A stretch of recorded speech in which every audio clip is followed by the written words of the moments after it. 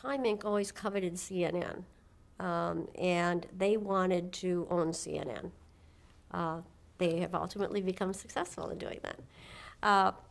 But they wanted to buy it separately, and the studios didn't want to have CNN, because they didn't see themselves in the news business. So there was one of many big fights among the owners during the 80s. But Time Inc. eventually, and Joe Collins was making the decisions. He was running home box office at the time. And he was on the board, and he just started vetoing every program acquisition. He vetoed everything that the company needed, everything that came to the board for it needed a vote.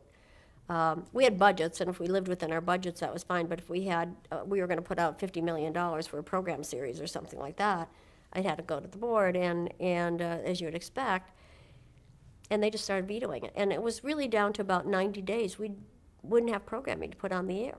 And it was, that was their way of saying, let us out. We want to own CNN, let us own CNN separate from USA, because the covenant of the partners in the contract agreement was that any basic cable network owned by those companies had to be run under the USA umbrella. And they wanted an exception to that. They wanted to own CNN by themselves, or they wanted out. And the studios didn't want to let them out, and they fought. And ultimately, they did agree to buy them out, and we paid $52 million to home box office for their third of the company, which was really probably even then way undervalued.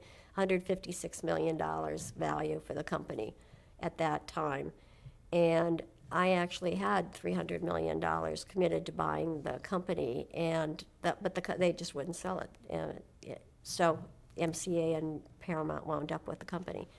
So it was a disappointment to me not to be able to buy any of the equity back in the company, and that was probably the second juncture at which I lost out on that opportunity. But then it was owned by MCA and Paramount.